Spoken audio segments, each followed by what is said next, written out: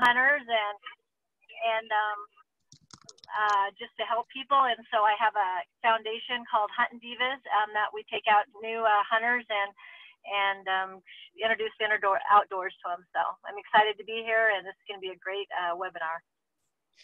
Great. And today we have several extra people helping us answer those Q&A questions. So we are actually turning off the chat feature. And if you have any questions throughout, you can feel free to ask them at any time. We just ask that you go to the Q&A box and you type in your questions there. And we have four additional folks, including Matt, helping us out there. So type any questions you have, and we will try to get to those as fast as we can. And the ones that are specifically on subject for this week, we will save those to ask our panelists out loud. So some of the folks we've got Kathy Bronze. Kathy, hi. Would you like to say anything to introduce yourself? Sure. Hi, everyone. My name is Kathy Bronze. I'm the Southwest Region Education and Volunteer Coordinator out of Durango, and excited to help with some Q&A tonight. Great. And Tracy? Hi, I am Tracy Predmore. I'm the Education Coordinator in the Southeast Region, and I forgot that I have Wilder with me from GOCO here tonight, and also happy to help answer some questions. I think that's perfect. And Andre, would you like to introduce yourself? He's right over there. Oh, hold. Okay, so we have Andre as well, who made a cameo last week. He works in hunter education. He is also answering questions over there. This is Andre. Hi. All right. So we are going to get started. Brian, I am going to turn it over for you. Thank you, everybody, for coming. And Brian. Great. Thank you, everyone, for joining us. Our numbers are going up. We're at about 230, so I expect we'll get a few more tying in as well. So just some reminders as well, just to repeat what Crystal told us. The chat feature is turned off, so if you have questions for us, there is a Q&A button on there, so go ahead and ask us questions. We will be focusing on trying to answer questions that deal with hunt statistics. That's probably our focus tonight. There are plenty of webinars that are coming up the next few Thursdays. Next week, if you want to join in and learn about field scouting, it's going to be the same time next week, Thursday night, 7 p.m. Mountain Standard Time. The link that you use for this webinar, you can just hit that link and join us again next week. So tonight, we're going to focus mainly on hunt statistics. We are really only going to focus on deer, elk, pronghorn, bear. There's moose, sheep, goat. There's some other species out there that have a weighted preference point. We just don't have enough time tonight to go into detail on that. So tonight we're going to talk about hunt statistics, and a couple of reasons why you want to know about hunt statistics really quick here. It tells you what the quota is, right? If you're going after a limited license, the statistics will tell you what the quota is for a hunt code. We'll talk a little bit about a hunt code if you don't know what that is. It also tells you the drawn out level. So when we have a quota, when we draw those licenses, we run out. That's called the drawn out level. So if you're thinking about how much is a quota and where it has it drawn out on preference points and choices, we'll get to that. We'll help you learn that as well. We have statistics that help you out with the harvest rates across the state as well. And it also helps you to understand the hunt codes and what level you fall into each year. If you want to go hunt every year, these hunt codes help you learn, and the statistics help you learn. I want to hunt this year. What are my choices? I want to hunt 2, 3, 4 years from now in a really quality hunt. How do I do that? So we're going to get into that tonight. I would like to turn it over right now to Logan Wilkins, and he's going to talk to us about the draw and preference points. All right. Yeah, so like Brian said, we're going to talk about moose and goat and sheep. But for the rest of the big game species, as well as turkey, with a couple of caveats for turkeys, the draw is a lottery drawing with preference given to those with more preference points. And the way that it works is everything's going to work per species. So you'll gain preference points per species, whether that's deer or elk or antelope. Those preference points stay with the species. You gain a preference point every year that you do not draw draw a license during your first choice hunt code. So when you apply for the draw, you get 4 choices. And of those 4 choices, you basically rank them in the order that you would prefer to have them, what you wanted as your first, second, third, and fourth choices. Preference points only play with your first choice. After that, preference points are off the table and don't count for anything anymore. So when you apply, if you want to gain preference points during your first choice, you can put in the preference point code, which is going to be E, which I think Brian said you'll get into the codes here in a little bit, but the preference points code is going to be the letter of whatever species you're hunting. So if it's elk, it's going to be E, followed by P as in Paul, 99999, and then another P at the end. And what you're doing when you put that in is you're forfeiting your first choice option of gaining a license and just opting to get that preference point. And then in the following choices, you can put in for tags for your second, third, and fourth choice, which won't affect your preference point number.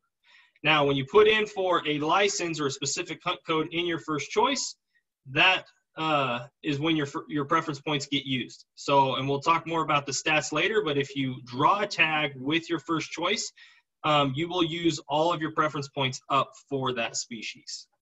I hope that makes sense. Is there anything else to touch on that piece before I move on, guys, that anybody can think of? Perfect. All right.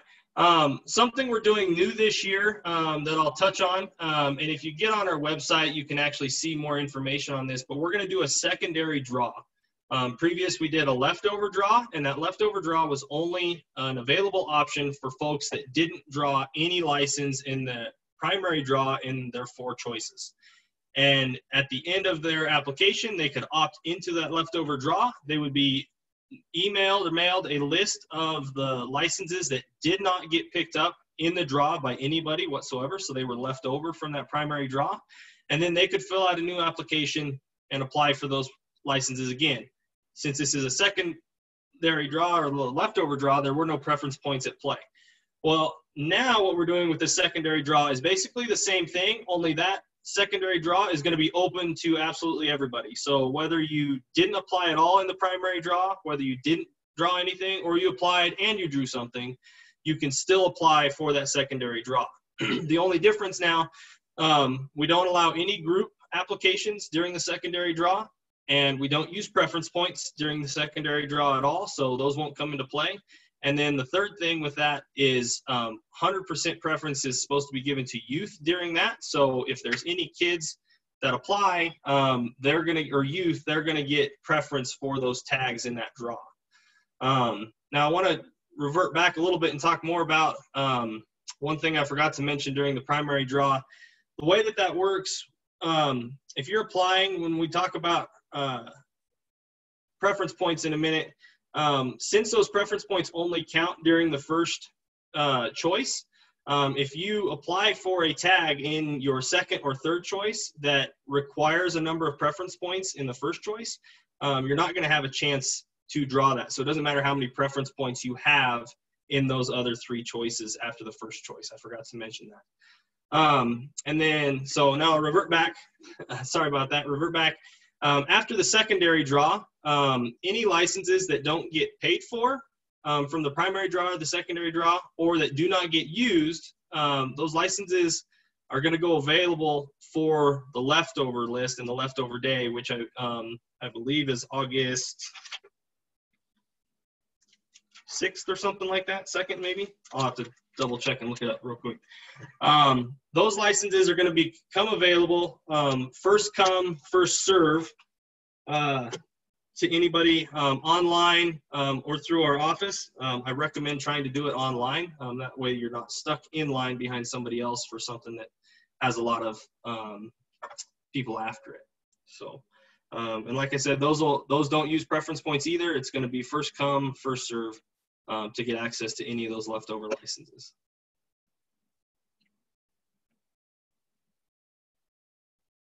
Is there anything else that anybody wants to add to that before we move on?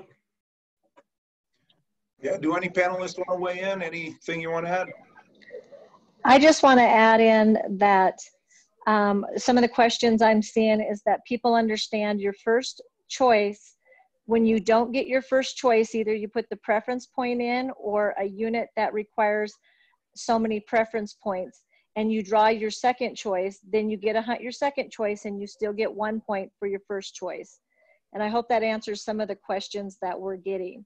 Whenever you put in for your first choice and do not get it, you get a preference point.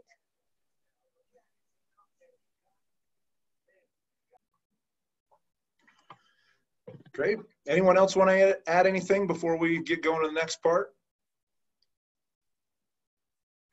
All right, let's move on. So my eyes are going bad. I'm an old man, so bear with me, everyone, please. So let's talk about the statistics that we have available on our website. I'm going to show you how to find them on our website. There's another opportunity that you can look at them too. The Colorado Outdoors magazine. It's a wonderful subscription. This one happens to be the preference points issue. So if you get a subscription, you automatically get this preference points issue, and it tells you some of the hunt statistics. It also tells you the drawn out information. So this could be a real good, easy resource. Some of the other resources we have are going to be some big files that PDF files that you open up, and you can do some searches in there. And we'll talk about that. As we get into looking at these hunt statistics, I just want you to think about two things. Think about building short-term plans and long-term plans. When I say a short-term plan, I'm talking, I can hunt this year, or I could, even if I'm not quite ready this year, I can hunt next year. Everyone can do that. You get your hunter education card, you pass that, you buy those licenses, you can do this. So it's not that hard. You can get an over-the-counter elk, either an archery season or either the second or third rifle seasons. There are leftover licenses. That's when we go through the whole draw, primary draw, secondary draw. There's still quota available for certain hunt codes. You can get those as well. So as Logan was referencing, the leftover, early August is when that starts. If you're like wondering what the dates are, back of the big game brochure, key dates right on the back here. So every year you get a new big game brochure, kind of read through it, but look at this back page, the back cover, and there's dates in there as far as deadlines for the primary draw, the secondary draw, when the leftover starts. Put those into your calendar so that you don't forget about it, right? A lot of people forget. Put it in as soon as you get that it's usually early, January, February when that comes out. So make sure you do that. So short-term, you have short-term opportunities to get licenses, right? This is stuff that you can get this year or next year. But also think about building up for a little bit of a longer-term hunt. There's a lot of really limited licenses. These are quality hunts that may take 2, 3, 4 years. There's actually some hunt codes that take over 25 years to draw. I'm not going to draw those, but someone else may want to do that. But think about building a plan that's unique to you. So something to think about. All right, I'm going to show you, I'm going to share the screen, see if I can do that. And I'm going to share with you our web page. All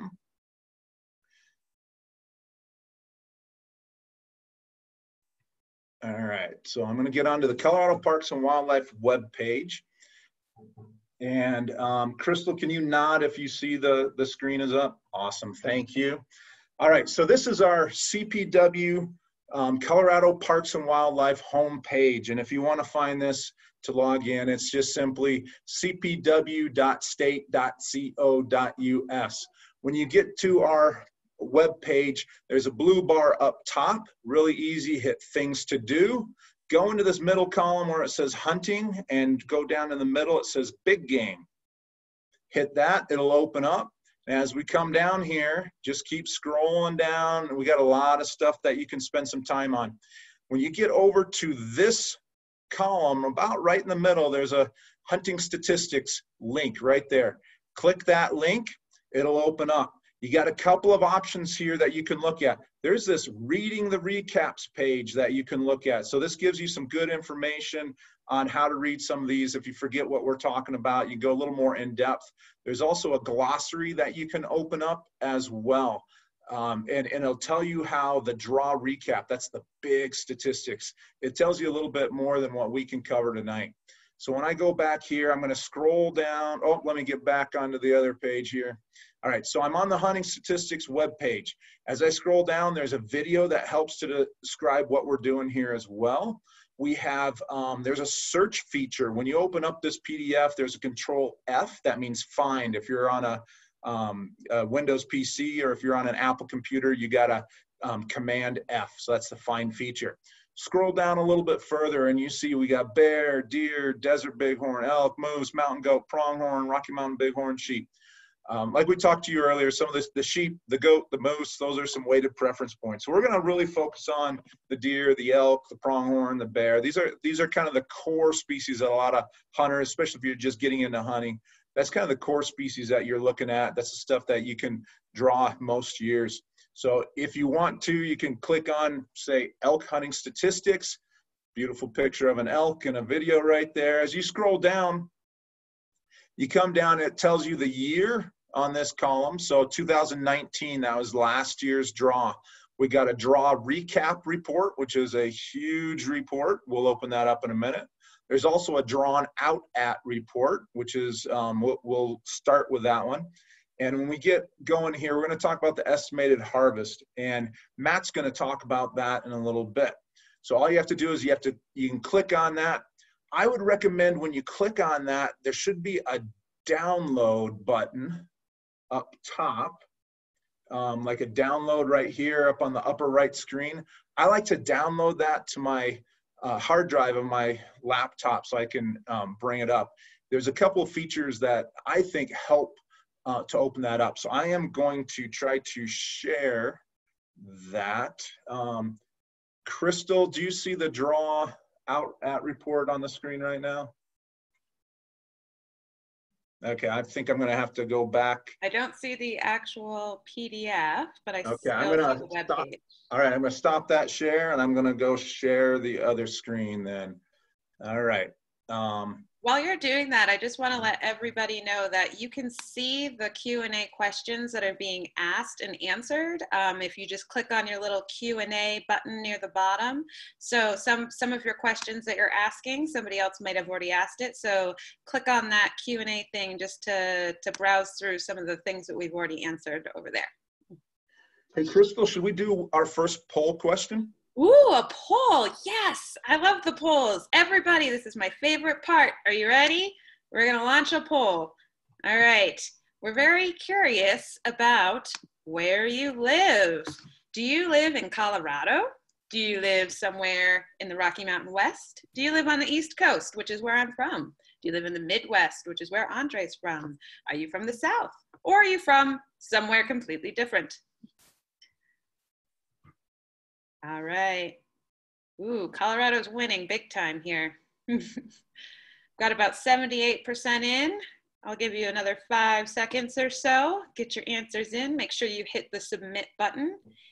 And it looks like that's just about everyone. 3, 2, 1, and poll. All right, everybody. Can you see these stats? Looks like 76% of you are from Colorado. Hello, nice to see you here. Everybody else, we do love our out-of-state hunters. Thank you so much for coming to hunt here. And back to you, Brian. Great. All right, we're gonna share another screen with you right now. And this is going to be the drawn out report. And this is for elk. So on this screen, couple things just to get you familiar with it. It'll show you what page you are of how many pages. So this is 56 pages. You can print it out if you would like to print it out, but if you save it to your hard drive, you can just pull it out whenever you need to. Couple of things to think about. We got the hunt codes in this left column. Just like Logan was telling you, when you can read a hunt code if you know what our pattern is. So on this first one right up here, E stands for elk, F stands for female. The next 3 digits, they're all numbers, and it's 010. That means Game Management Unit 10. So Colorado is broken up into all sorts of game management units. This is where we spread out hunters and we manage populations in those unique areas. So 010 is game management unit 10. If this was game management unit 2, it would be 002. So it has to have 3 digits in there. The next couple of digits that are in here, this is going to be an alpha and a numeric. It's 2 digits next to each other. And the first one is the letter O. And I like to think about that as options. These are tags or licenses for these hunt codes that you can hunt on public land, or you can hunt on private land with permission. So you will find there's a couple of different letters that fall into this. You might find P for private land only. If you are looking at hunting one of these tags, you can only hunt on private land. And yes, you do have to have permission before you hunt on that private land. Otherwise, it's considered trespass. That is very, very bad. The last digit here is going to be a letter. M stands for muzzleloader, R stands for rifle, A stands for archery. So that stands for the method of take. So if you know the patterns all the way across, you can look at any hunt code and it'll tell you what part of the state it's at, what species, what gender, what the season is, what your method of take is. So there's a lot of good information in that. There's a list B section here as well. All of our hunt codes are considered list A, list B, or list C. We have some rules on that. One of the rules is for a species, you're only allowed to hunt with 1 list A in a year. You can have a list A and a list B. You can also have 2 list Bs. Now there are some list C tags that are out there. When I say tag, that just means it's a license for a specific hunt code. So these tags, you'll find a few list C tags that are out there. You can get as many list C tags as you can get your hands on in a year. So you're allowed 1 list A, an A or a B, or a B and a B. So I hope that makes sense. So this is something to be thinking about when you make your planning. Most list A's are going to be something that has antlers. It's going to be some either sex tags that are out there as well, so you can hunt the male or the female. And sometimes there are some female tags that are considered list A, but generally there's the list Bs oftentimes are going to be like a cow or a doe. So as we move through this, we got a drawn out at rate. You notice up top, there's adult information, there's youth information, there's landowner information. We're not going to really talk about landowner information, but just to let you know, there are landowners, if they have enough land, it's quality habitat, they can also put in for these limited licenses, and they can sometimes give them out to family. They may be able to sell access onto their property with those tags as well. So we're not going to get into that part of it. I'm assuming most of you are going to be adult hunters. Some of you might be interested in the youth hunting. There's resident here and non-resident licenses for both adult and the youth. All right, back to the drawn out level. We're talking about a hunt code. There's a quota for them. When we run out, we run out. There's no more available. So those tags are first going to go to the people that have applied their first choice for that hunt code that have the highest number of preference points. It turns out this muzzle loader tag for a cow tag in Unit 10, it drew out at 1 preference point. What it's saying here at the final level for the adult resident is that there were 2 applicants that had that for their first choice, and they each had 1 preference point. Only one of them drew, so 50%. As we drop down to the next one, this is going to be elk female. Again, we're talking Unit 10. First rifle season, it drew out at 0 preference points. However, 2 out of 34 people that had 0 preference points that put that in for their first choice, only 2 of them drew. Something to think about when you're applying, if you have 0 preference points, you only have 2 out of 34% chance of this, right? Like if you're looking at that, it's a very small chance. If you have 1 preference point, you would have drawn this tag last year. When we talk about the draw, CPW does not determine what level they draw out at. That is the number of hunters that apply and put these hunt codes down in their applications, whether it's first, second, third, or fourth choice. So it's the hunters that determine what level they're drawn out at. CPW manages the quota, and generally the quotas stay pretty much the same year after year. Sometimes when the populations get too high, we may increase the quota. If the populations get hit really, really hard by a tough winter or some habitat changes are occurring out there, we may drop those tags and try and build that population up. Our goal is to make sure these game animals are on the landscape well into the future for us to continue to hunt. And this is the way that we adjust the quotas in order to maintain healthy herds that are out there in the field. So a couple of cool features on this is if you hit that Control F, there's going to be a button that opens up, or a little box that opens up in the upper right corner. This is really neat. So if you wanted to type in any old hunt code, let's just say we're looking at a GMU, GMU 68, I would type in 068 return. And it's going to take me to the very first hunt code that has 068 in it. And then when I go up to the next button, I can go to the next one and the next one. So if you're really interested in a certain GMU and you want to look at all the hunt codes, whether it's a cow or a bull or an either sex or rifle seasons, this is the easiest way to get to that data. And you can just go next, next, next, next, and then look at the preference points that are out there. So whether you're building for the long-term plan or you're building for the short-term plan, this is a super easy way to look at it. Now, let's say, for instance, you are one of those hunters, you're brand new to hunting, you have no clue where you want to go, you have 0 preference points, but you want to build up preference points. So there's a way that you put a preference point hunt code for your first choice that guarantees that you are going to get a preference point. Now, I might be thinking about, where can I draw a second choice? So what I'll do is, if I can find in my box where it says choice 2, I'll copy that, I'll put that into my find box and paste it.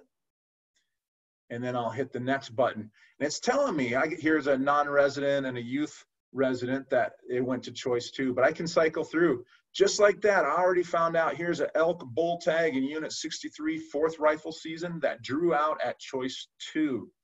Again, only 1 out of 7 people that had that hunt code for their second choice drew, so it's a small chance of drawing. So maybe I want to look at what hunt codes do I want to put in for my second choice and have a really good chance of drawing. So I'm going to change my find button to choice 3. Hit the button, hit next. Look at that, elk, bull, Unit 63, 1st rifle season. If I put this hunt code down for my second choice, there's a really good chance I can draw that next year. Now, it's not a guarantee because it's the hunters that put in for the draw that determine where it draws out. So if there's a whole bunch of hunters listening in and everyone goes to Unit 63, this may actually draw out at first choice. Maybe it takes preference points on that. So I hope that makes sense. If you are a resident and you really want to make sure you're focusing on resident, here's a little trick I just learned. So if you copy drawn out at and choice 2, copy that, paste that into your find button,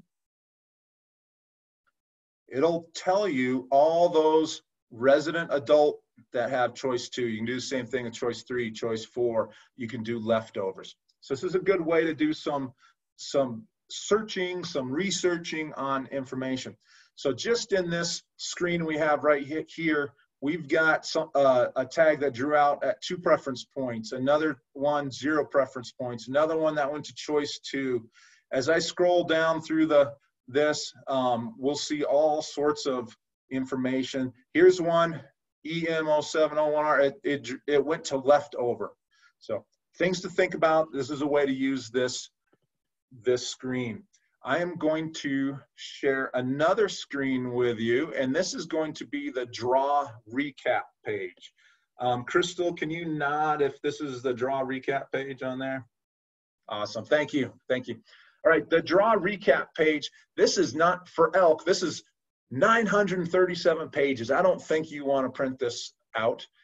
It takes a lot of paper. but there's some really good information here. So I have this one pulled up right now, and I'll just kind of go through to help you out. I'm not going to cover everything in detail. I mentioned there are some resources on that statistics webpage that you can get a little bit more in depth. But first thing at the very top of the page, that is going to be your hunt code. This one is elk, either sex, and it's in unit 2. That's 002. O1, that's the season, and the A for archery.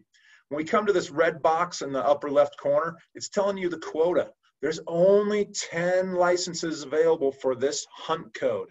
It's telling you after the draw last year, what was the balance remaining? It was 0. They were all drawn out. So they're all drawn out. This is a list A. Of course it's a list A because it's either sex. You can shoot a bull or a cow. We've got some information here on some youth, some landowner preference, some hybrid stuff. So there's some information in here that you can look at. I'm not going to go into detail on that. I am going to scroll down, and we're going to look at this first orange box sitting right here.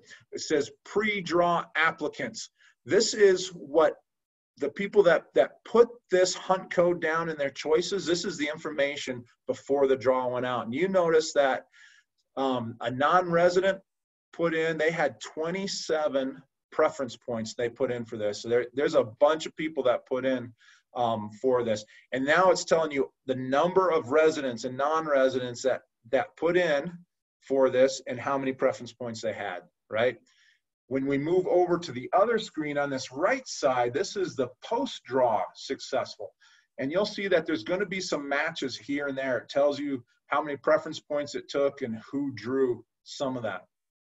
I'm going to scroll up a little bit higher here, and there's a gray box right here. And it all lines up with this purple box where it talks about adult and youth and landowner, resident, non-resident. So if we just look at adult, resident, we come down and it tells you that this archery hunt code drew out at 21 preference points. Okay. However, only 1 of 7 people drew that, so only 14%. You can look at this for the adults, the youth, the non-residents, that kind of information. Something kind of interesting to look at here, if you start to look at some of these different screens, you see there's probably some people, so it took 21 preference points okay, some of this matches up. Every once in a while, you're going to see some of these pre-draw and post-draw information where you're going to see someone put in for a license that had a lot of preference points, but it looks on the other side they should have drawn, but they didn't draw.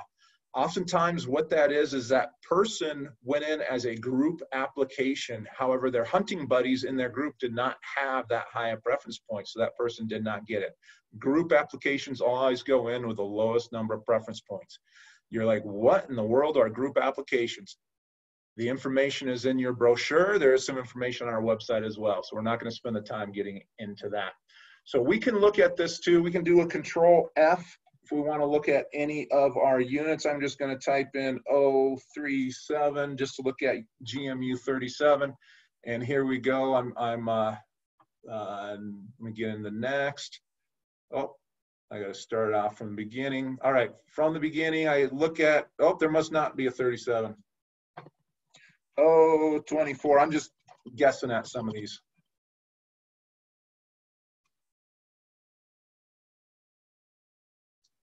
All right, let me get up on the beginning of this.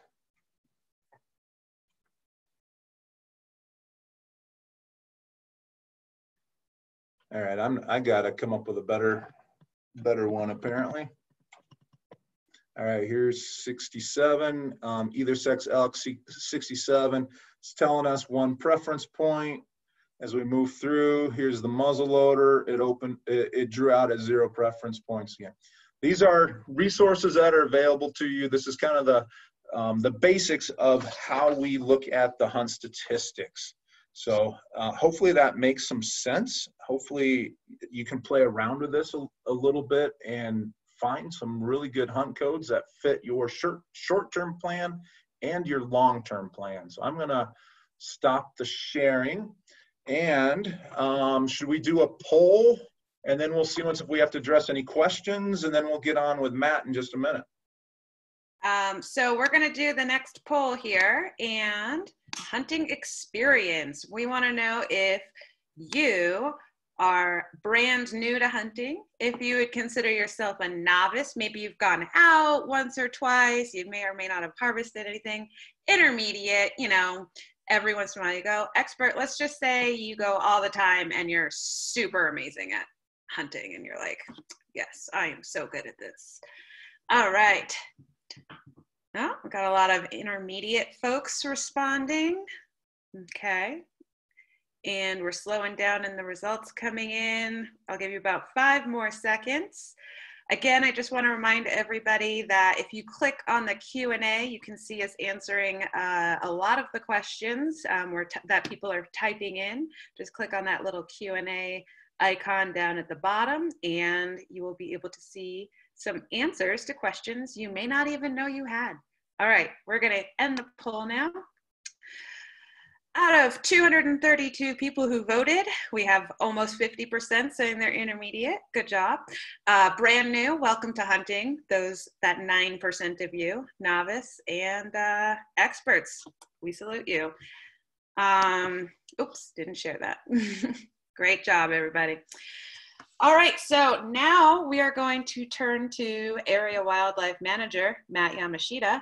He is going to talk about Harvest Stats Report and talk about some tips on how to use them to plan your hunt. And he also is going to talk a little bit, a lot of people have been asking about resident versus non-residents. So he's gonna answer some of those questions for you guys. All right, Matt, take it away. Thanks, Crystal. So just before I dive into some of these other, the topic assigned to me, there's a few questions that have kind of come in repeatedly. So I wanted to just address those. One of those was dealing with the non-resident versus resident license allocations. If you have your big game brochure, it's outlined on the bottom right of page 4. But the way that works is for any units that require 6 points, 6 preference points or more, up to 20% of the licenses allocated for that hunt code can be, we can allocate 20% of those to non-resident applicants.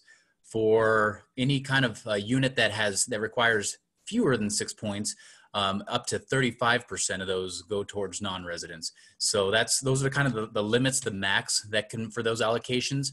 But that just kind of shows you where things are at, and that's why whenever you were looking at that screen that Brian had brought up, where it differentiated the resident versus the non-resident applicants, and there were non-residents in some cases that had significantly more preference points but were not drawing, and residents that had fewer points that were drawing. That's the reason for that. One of the other things that came up was the license quotas and how those are determined. And it's a good question. It comes up every year. People want to know how we come up with a number, and if it's just an arbitrary random number, how those are adjusted, etc. Those are all set by our terrestrial biologists, by our field staff. They're vetted a couple times on and up the chain as we go through and allocate those. Those are based off of our surveys. So we do some winter surveys. Some of those are done aerial, either through fixed wing planes or helicopters. Some are done through some organized ground counts. During those surveys, we quantify, we try to take a random sample, a representative sample of the populations, and we look at what the sex ratios are in there. We look at to see the number of bucks versus does, or bulls versus cows. We also look at the age class structures and try to determine if those populations are increasing or decreasing, what the herd health is. And we'll take those, put those into some computer generated models to estimate populations. After we look at the population models, we take a look at all the hunter surveys and the statistics gained from those, and we try to estimate what the approximate harvest is for each of these units. And based on that information, we'll generate our license allocations for the following year. One important thing to note whenever you're looking at some of these pages, the page that Brian had pulled up, a note there is that the quota, the license quota that was shown in the top corner, that was for the previous year. Those do change annually. They can change annually, I should say. And if we're trying to adjust our harvest based on population trends, then that can change from year to year. So something to keep in mind, just because we had 550 licenses allocated in 2019 doesn't necessarily mean we will have the same number allocated in 2020. The unfortunate thing on timing there is that because of when we have to do these winter surveys, how long it takes for us to analyze that data and then set these licenses, that the figure for how many licenses we will have available this coming year is not finalized until after the draw. So it's after the draw deadline is put in place. So you're putting in based on your best knowledge on what's has occurred in that unit in the previous years, and it's still the best way to do it. I'm going to share my screen with you real quick.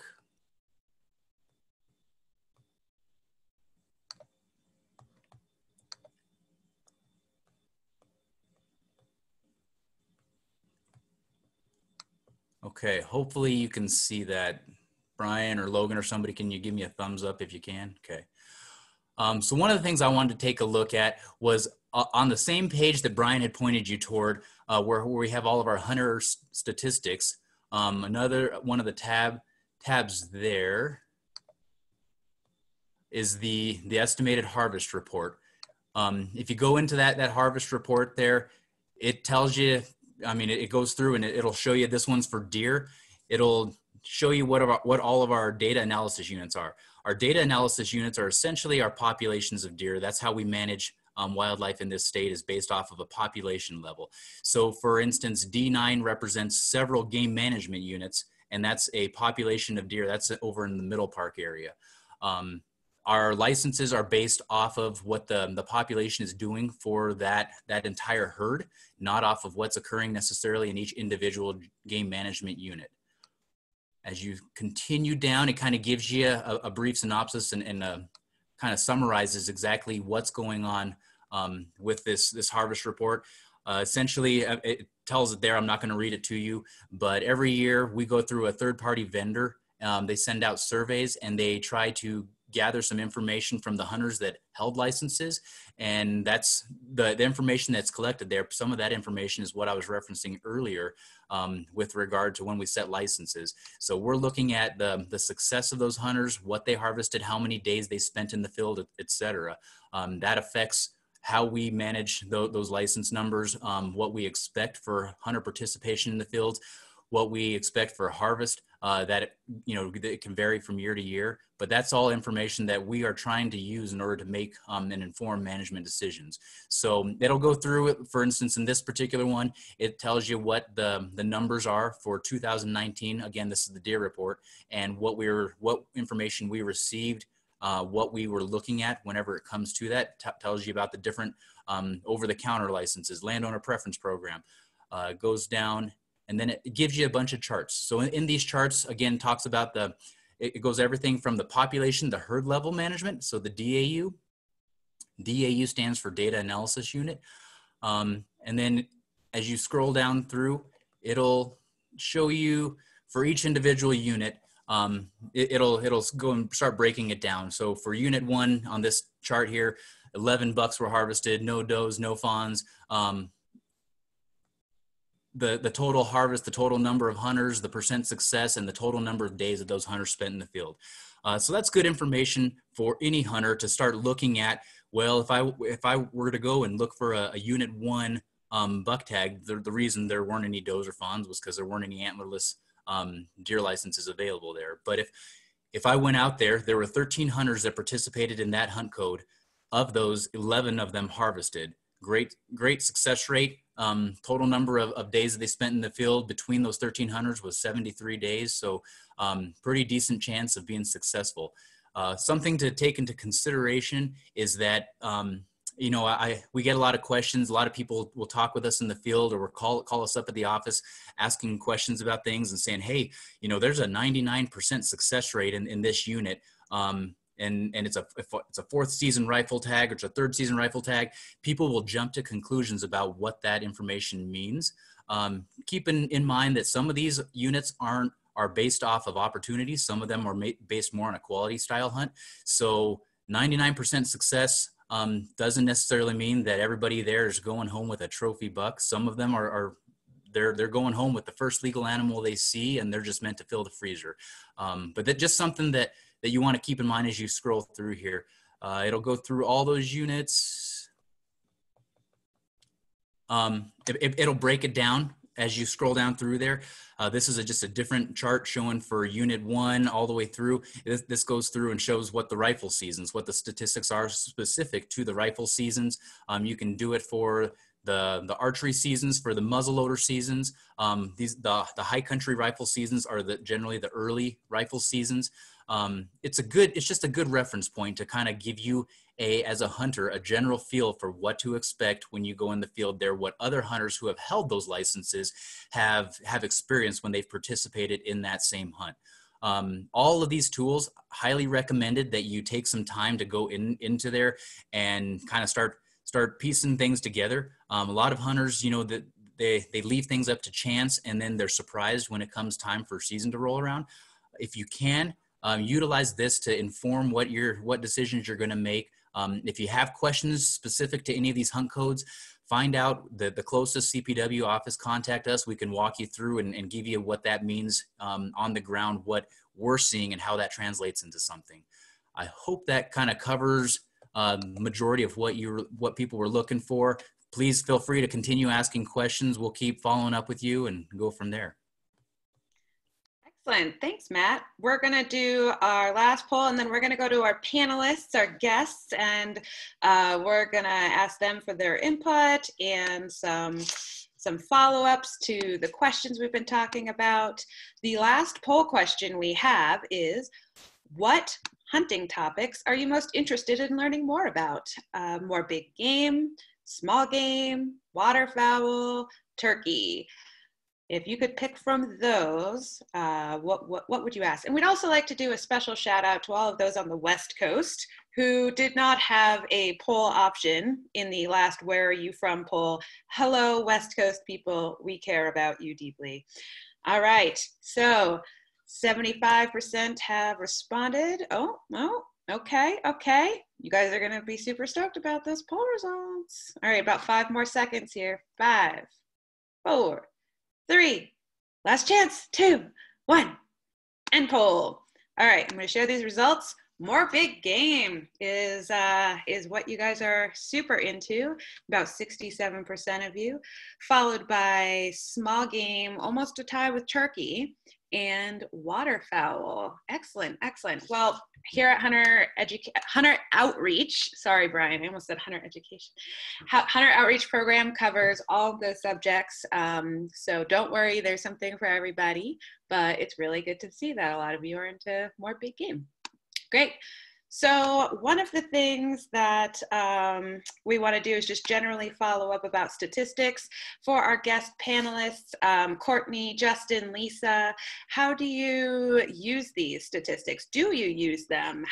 What have you learned from your experience with reviewing these documents? Was it intimidating? Were you like, oh, I got this? Let's hear some stories. Well, for me, the statistics are key to what I hunt and where I hunt. Again, my first choice is usually to grab a preference point and then to make sure I draw my second choice so I get a hunt in, or I strategize with even over-the-counter stuff. But I hunt in multiple states, and statistics like this, and Colorado by far has some of the best statistics I've ever seen. Even tonight, I found some stuff deep into our Colorado Parks and Wildlife page that I didn't know. And so that was great.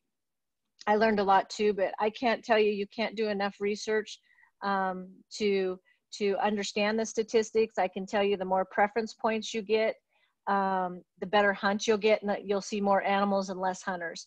So I really encourage people that are new to hunting, figure out the preference point system. It's once you get it, you can play the game of it, but you will get lots of great hunts in your future.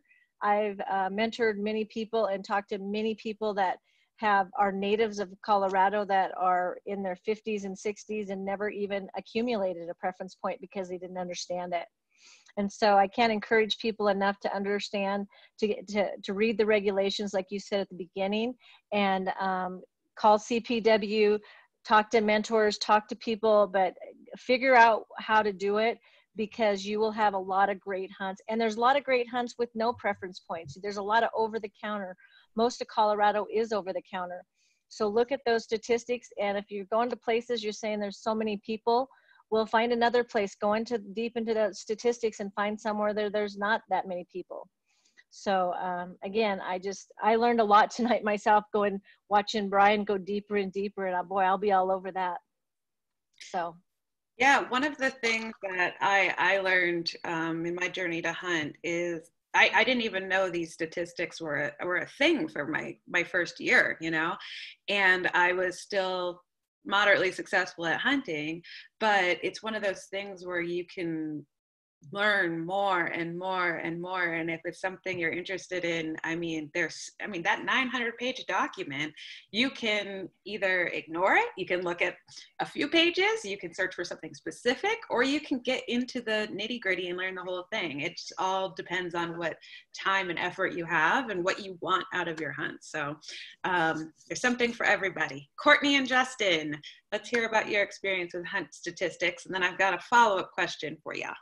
Yeah, so we have a lot to talk about, a little about for hunt statistics, but it's, here's what I mean by that. So I actually lived in Colorado for 2.5 years. I moved away for 1 year, and then I moved back about a year ago.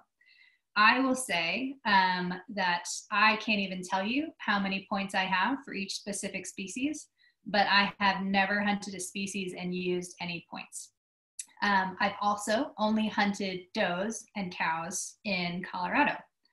Besides, every year I hunt over-the-counter archery elk. So I know there's a lot of people asking about the cost of preference points and the cost of licenses and this and that. You don't actually have to purchase preference points and have preference points to come hunt in Colorado, being in-state or out of state. There's lots of over-the-counter opportunities, and there's a lot of opportunities to hunt and use no points.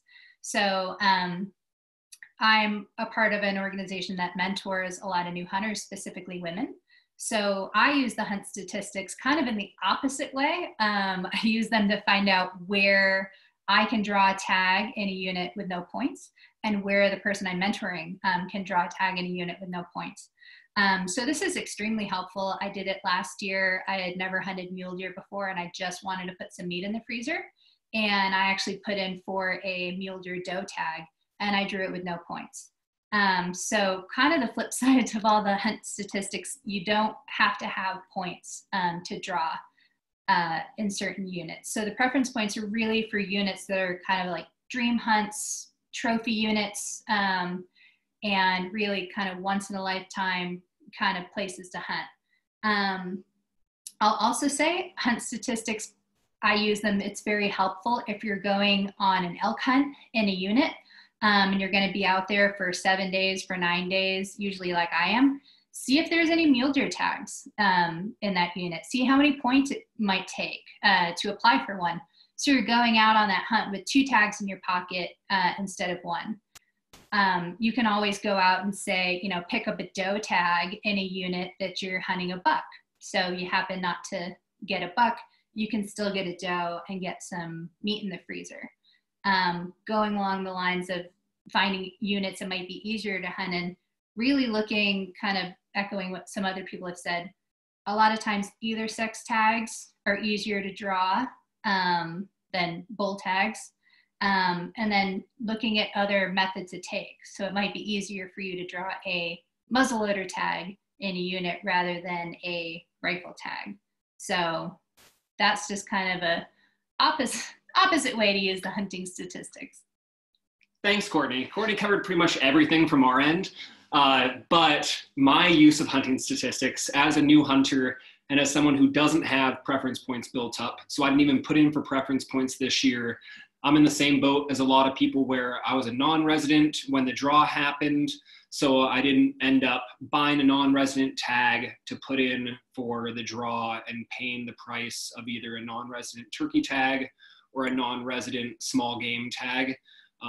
It was just something that a cost I wasn't willing to incur this year. So I'm gonna be pretty careful on trying to build up those points moving forward, and more or less just practicing kind of the principles that were expressed earlier and that Courtney talked about, in really trying to utilize those areas and the units and the draws that don't require preference points, and where you can really still be able to put meat on the table, and it's not necessarily a trophy hunt. But for me, I just love getting out there. I love being able to bring something home and have some good organic meat, and I don't need antlers. So eventually I'd love to have something on the wall, but until then I will happily build up my preference points and hunt some easier units.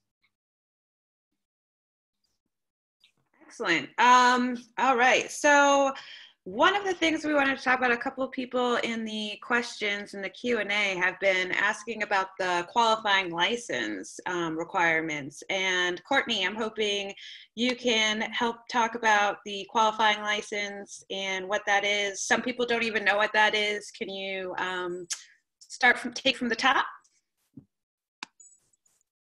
I'm actually going to defer to Justin on that because he knows more than I do. All right. That's like what I was kind of referencing, where I was sitting there like trying to research and figure out what I needed to get preference points this year. And from what I understand, and please have a wildlife officer step in, but you need to buy at least a small game hunting license, the small game combo fishing license, or a turkey tag or a turkey license to be able to put in for the draw itself, whether you're a resident or a non-resident.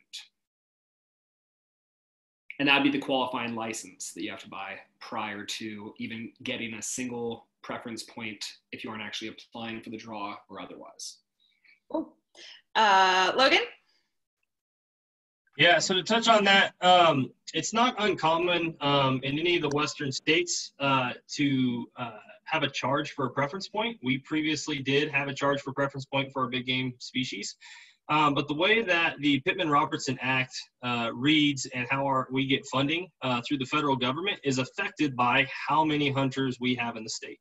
So previously, as a resident, if you did not draw any sort of a license and you were just getting a preference point, we charged you at the time about $30.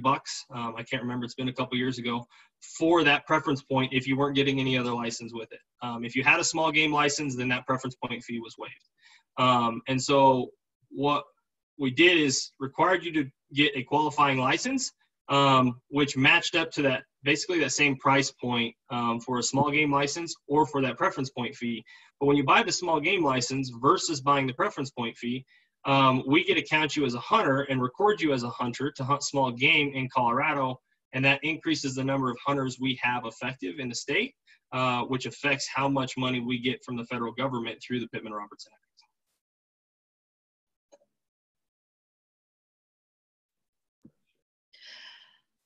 Brian?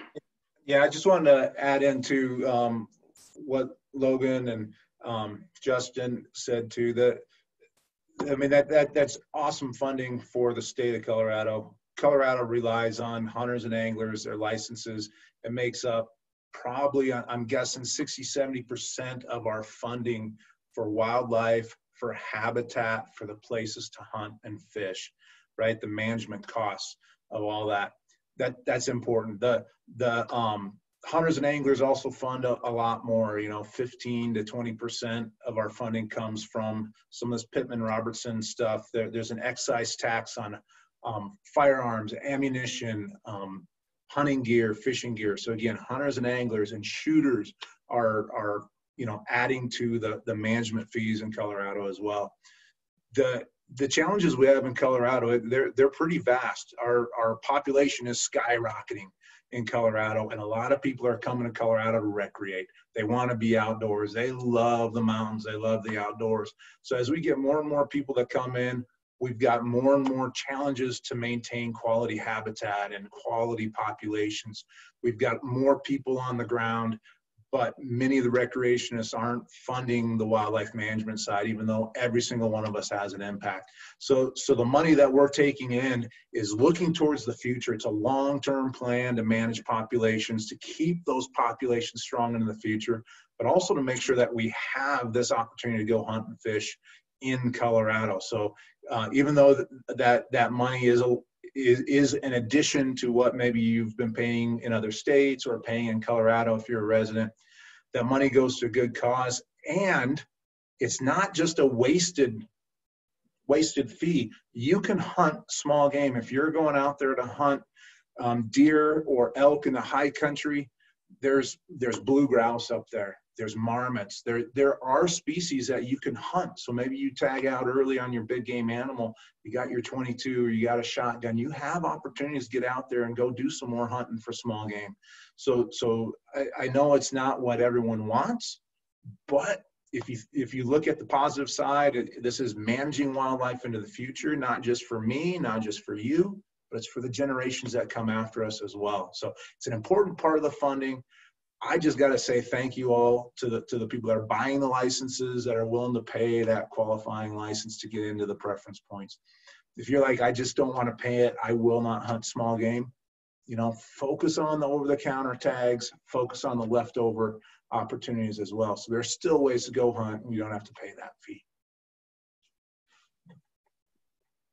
Great. All right. So we had a question come up that I actually want to take a shot at answering. Was what did you wish you'd learned earlier in your hunting experience about hunt statistics? One of the things that I did not take advantage of was the preference points. So when I first expressed interest in starting to hunt, I had several people tell me to apply for preference points for deer and elk, even though I was like, oh, I'm never going to do that. I'm just going to go turkey hunting my whole life. I only want to hunt turkeys. Well, then I started hunting deer, and people said, well, you should still apply for elk just in case. I was like, I will never hunt an elk. They're too majestic. And I went elk hunting this year. So you may not anticipate ever hunting that species, but if there's an inkling that someday you may change your mind, then I would absolutely have gone ahead and started getting those preference points when people had told me to. Anything anybody else wished that they learned earlier? Brendan, how about you? Yeah, Crystal, one thing that I really learned, and I really wish I would have taken advantage of earlier, was using those second and third and fourth choices. One thing I really wanted to do was build those preference points, and I wanted to take advantage of maybe a trophy hunt down the road. But yeah, if I would have learned about those second and third choices a little bit earlier, I might have been able to take advantage of some of the better hunts that didn't make it to leftover, that drew out at those second choices. So that's one thing that I really want to encourage people to take advantage of as well, because that is important, and there is some really good tags on there. Great, thanks. Anybody else have anything that they wish they'd learned earlier about statistics or points or anything like that? I think I'll just say that, especially being a Colorado resident, my first year living here, I only put in for elk and pronghorn, I think, because I didn't know anything about sheep. I didn't know anything about goats, and said, well, I don't know anything about it. There's no way I'm going to hunt them this year. Maybe I'll hunt them sometime down the road.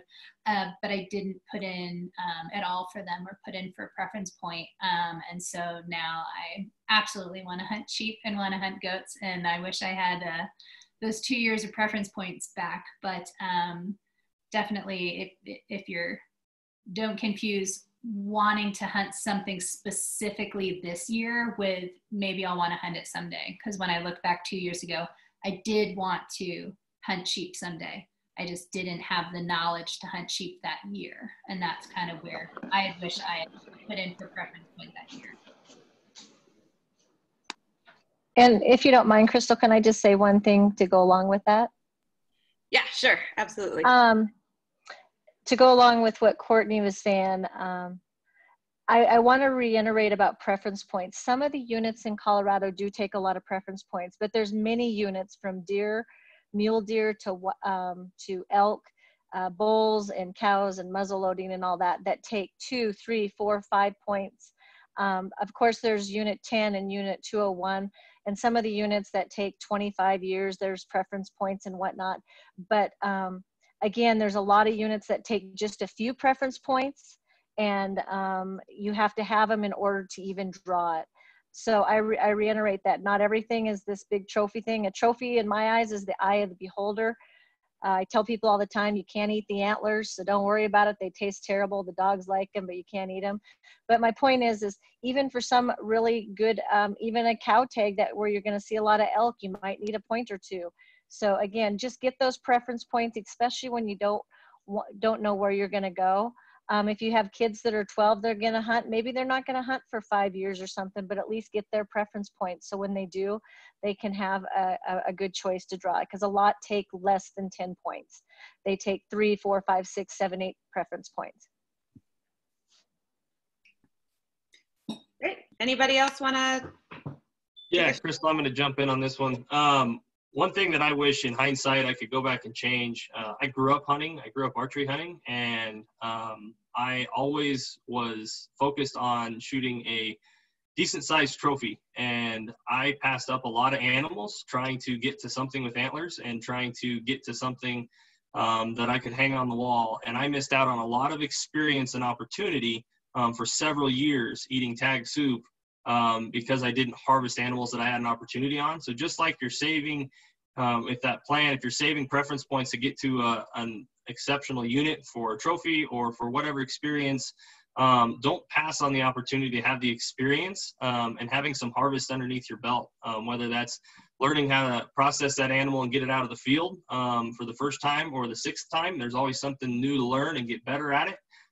For that big hunt or that big backpacking trip or whatever. And also just learning and getting experience executing a good shot under the stress and anxiety during that moment of truth when all your adrenaline's pumping. If you don't take those shots, you don't get practice in that element. And doing it, whether it's on a doe or a small buck, a couple of times before you're sitting in front of that, hunt of a lifetime of your moose in Colorado or your 6x6 bull elk, whatever that trophy is to you, have some experience in that moment through other harvests, and that can even be said true of hunting small game. Like Brian said, the first few times you're taking a shot at a critter is definitely something to have experience with.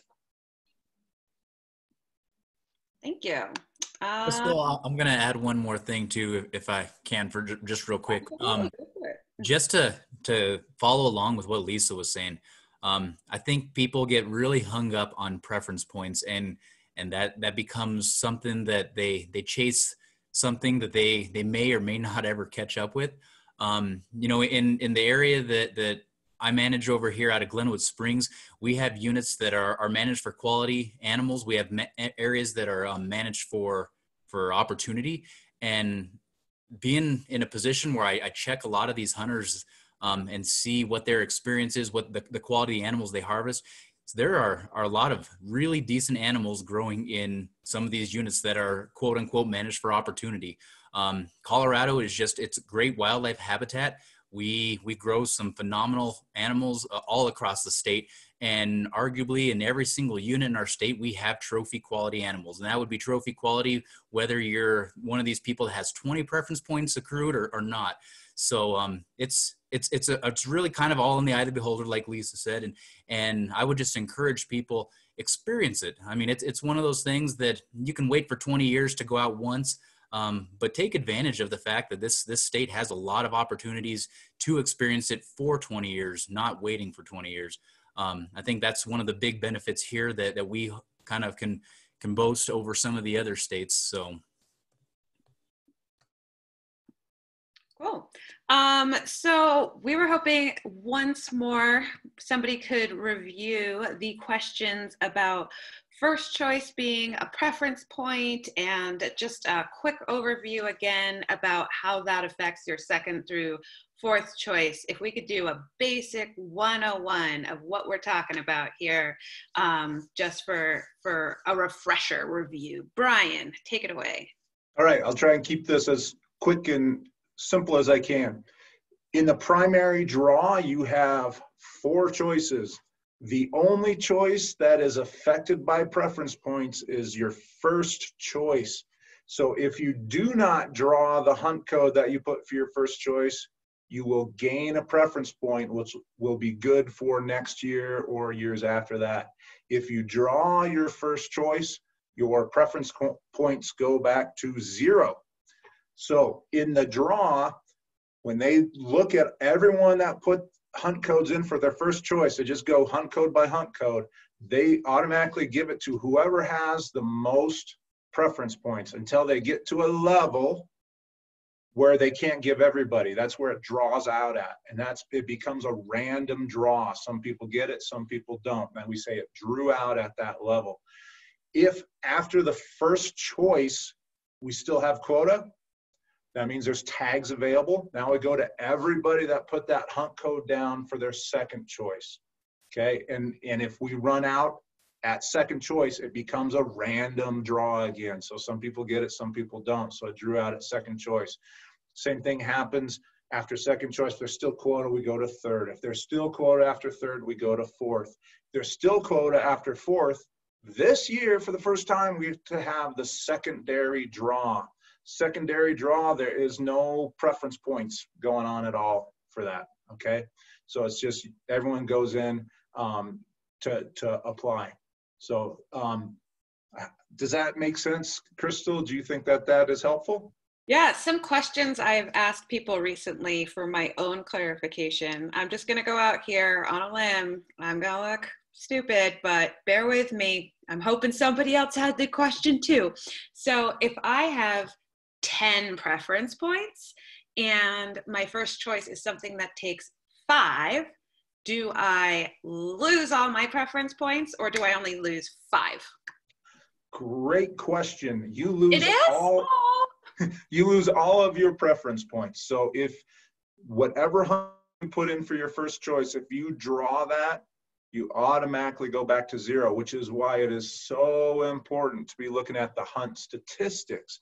If you look through the hunt statistics, you will see all sorts of examples of people that are losing 10 years of collecting points because they don't understand how the draw works. They didn't look at the hunt statistics that are free, they're available, they're easy to look at the data. So yes, the other thing is you cannot share your preference points with your friends or your family. Your preference points are attributed to a species. Okay, like if you're getting elk preference points, it's just to elk. It's not to a certain hunt code or a GMU or a season. It's just for elk. And then you can collect preference points just for deer. If you don't do anything getting preference points for 10 consecutive years, we pretty much figure you're not hunting in Colorado and your preference points go back to 0. But if you haven't applied for 1 or 2 years, you didn't get any preference points, and then you go again, you're not going to lose those preference points, right? You have to go through 10 consecutive years without getting any points before we nix you and you go back to 0. So if this year I forgot to apply for the draw, I don't lose my preference points automatically. It has to be 10 years of me forgetting to apply for the draw or just intentionally not doing it for me to lose my preference points. Excellent. Yes. All right, does anybody have anything they have to add before we wrap up here? Any questions you saw coming in that we didn't really get to answer yet out loud? Anybody got anything? I have one last thing. I think it'll help some of the questions that are being asked. When, let's say you're a new hunter and you're going with a group for second rifle season and they're going to, I'm going to just throw this out there. I don't even know, but GMU 14. And GMU 14 is a over-the-counter draw. You go buy an over-the-counter tag and you get it, or you apply for it and say you want it over-the-counter. And the reason I'm giving this as an example, because I think it's going to help some of the questions that are being asked. What's happened, what I've seen in the past, is a lot of people that put in their first choice, they have put in a choice that doesn't take any preference points, has no bearing to anything, and then they never get any preference points. They always have 0. So again, we're reiterating, look at the statistics, always put in your first choice of where you want to go hunt someday that you know it takes preference points, either 2, 3, 4, 5 years, 10 years, whatever, and make your second choice of the same place you're going to go hunt with that group of people. your second choice can be that, or you just go and buy an over-the-counter tag. But don't waste your first choice on something that doesn't take any preference points and it's over-the-counter, or it's under subscribed or something like that. And that's where the statistics are really good to look at. So hopefully that answers some of those questions. Sure does. Courtney, Justin? I just want to like end on an optimistic note that everybody was kind of chiming in on earlier, about just still putting in for those preference points and still trying to build them up. As a person that's been a resident hunter of 5 different states, I know that I'm giving up a lot of preference points that I've built up in states that I've lived in the past, but I still don't regret putting in there. I really wish I would have known that I was moving to Colorado sooner. I would have started putting in at like age 10, but that's not going to keep me from still putting in for these units, still trying and still hopefully getting out there. So I know the point process can be complicated. Know that a lot of other states are just as, if not more complicated, and that learning one state will make you a better hunter in other states as well when you're applying to those draws. And it's definitely worth it in the end. So keep it up. Logan? I was just going to add one thing we didn't mention tonight with all these statistics and things like that, and harvest statistics. We showed you how to look at it on our website. There are resources out there that you can pay for that kind of summarize this, that you can add filters to. Go Hunt, I believe, is one of those sources. I've never personally used it. I've just heard about it, so I can't give you too many details. But I do know that there are sources like that out that you can reference and pay for that might make some of this staggering process a little simpler by adding filters to how many preference points you have and things like that. Yeah, I've heard of those, but I haven't used any myself. All right, so we are going, oh, somebody was. One last tip for all you new hunters, even you, Crystal. After you get 5 preference points, 5, on page 9, I believe, it's called the hybrid tag. So let's say you're chasing these tags that are 20 years or 25 years of preference points. When you accumulate 5, you can put in for those tags that are on the hybrid, that are the really, like I said, 16 to 18 years, and they give out 1 tag per unit, and people all the time draw those with 6 or 8 points or whatever, and they're in a unit of 25 preference points. So it's called the hybrid tag, and Colorado Parks and Wildlife has it. It's on page 9. You'll see it. A lot of people don't even know it's there, but you have to have 5 preference points in order to apply. So it's kind of like the Hamilton lottery, but kind of. for hunting.